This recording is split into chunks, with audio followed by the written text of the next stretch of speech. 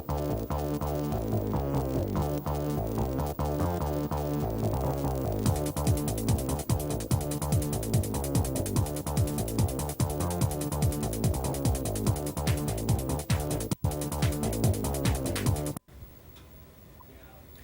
and welcome to a new segment we have here on CUTV. This is called Paul's Picks. I'm Paul, your host.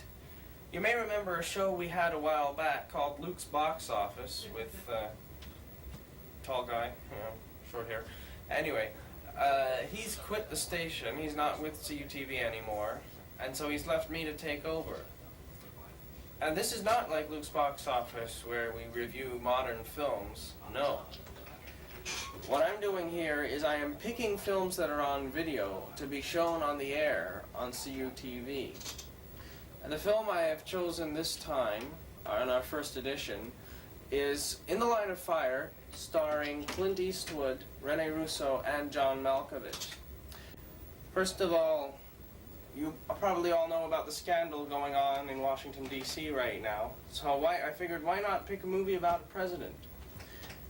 Secondly, well, this movie was very popular because it was made in 1993, which was 30 years after the assassination of John Fitzgerald Kennedy. Clint Eastwood, who is really making a comeback as an aging Secret Service agent. He's famous for all his cowboy movies before, and this is his comeback after The Unforgiven. Also stars John Malkovich, who really steals the show, I think, as the assassin, and Rene Russo as Eastwood's field agent. This film was also a comeback for Columbia Pictures, which lost a lot of revenue on Last Action Hero, and so they made this film to make up.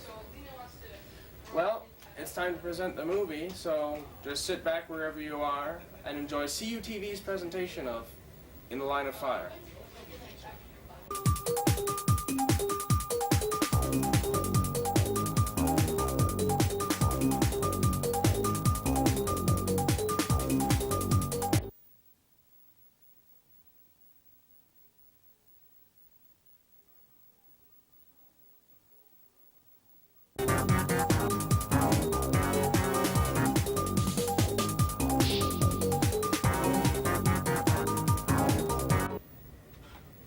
Was In the Line of Fire, our first feature-length film shown on CUTV in 1998.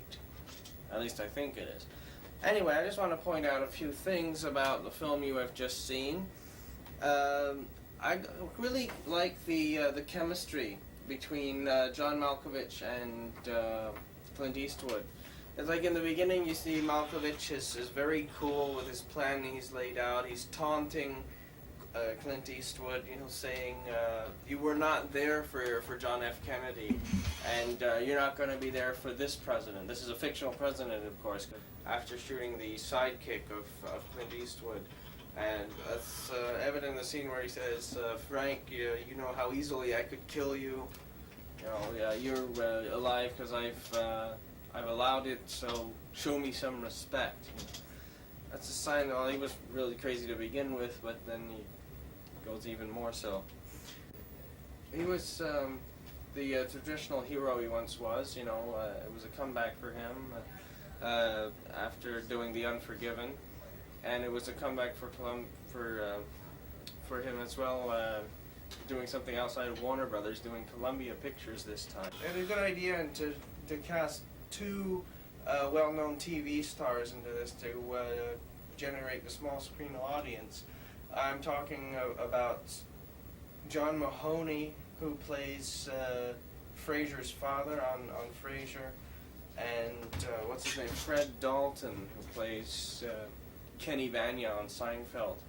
Having them as part of the FBI team was a good move. Also, I should point out, if you can zoom in on the box, you see the scene in question with the hanging. It's in this little window here. The hanging where John Malkovich was holding Clint Eastwood up by one hand, and he had the gun in his hand, and he was going to shoot and say, well, if you shoot me, you die, and the president lives. In that scene, I should point out that he was actually hanging, and there was no safety net used. And it was very well done, because he had to jump to the right position so that he would be not over the balcony, but just far enough away so he could hang and jump and land on the balcony. The suspense and intrigue around the assassin, the character of John Malkovich. I know he said, "Call me Booth," he said. Like, you keep wondering who he is, what he looks like. You know, they don't show his face up close. He wears many disguises throughout the film. You know, he pretends to be other people, as in the scene with the bank. And he goes after the bank teller. That was, you know, giving you an insight of his character. And I don't know if we go on. Do we go on with the rating system that Luke used to do? No? Do you wanna? Yeah, okay. Okay. If I had to pay $8.50 to see this one, if I wanted to pay it again, I'd go amount out of that. The amount I would give is $7.10. $7.10? Yeah. Yeah. So, you know, if you got a video store nearby, or you want to see it again, by all means, go out there, rent In the Line of Fire, or stay tuned to CUTV for the next couple of days, and we'll be showing you encore presentations of Paul's picks, our feature film, In the Line of Fire. That's it for me. Catch you in the corridors.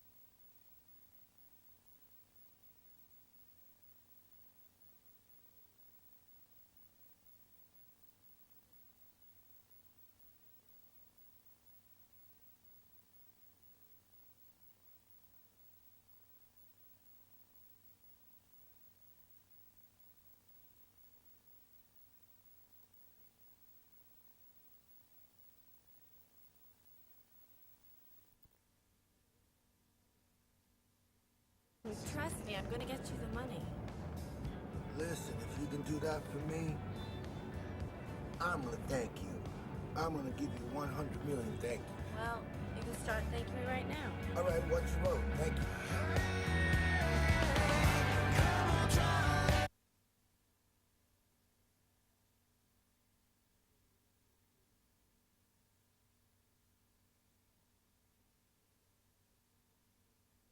Hey, Emily, that's my man Greg from the warehouse.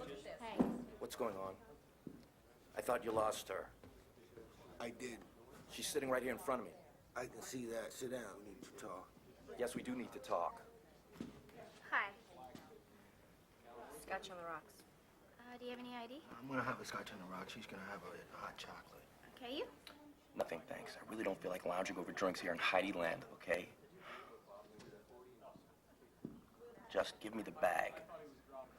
I don't have the bag. You don't have it. Where is it? Shh, I left it in her uncle's car. You left it in her uncle's car? I don't believe this. God, I don't believe this. Relax. It's not your problem. What the hell do you know what my problem is? They think we set this whole thing up together, for Christ's sake. Why would they think that? Oh, gee, maybe because they're criminals, and criminals think the worst of people. They probably think we're in St. Bart's windsurfing by now, for God's sake. St. Bart's. Well, if you were gonna go there, you would have already gone, right? Is she always like this? Well, she's hard-headed and don't listen. But her father's gonna give us the money, right? Like we was talking in the car, am I right? Wait a minute, her father's gonna bring us the money? You said it was her uncle. What difference does it make? My father's gonna give the money to my uncle, and my uncle's gonna give the money to me. Do you understand? Father's gonna bring... See? Oh, don't believe this. Easy, collecting dust.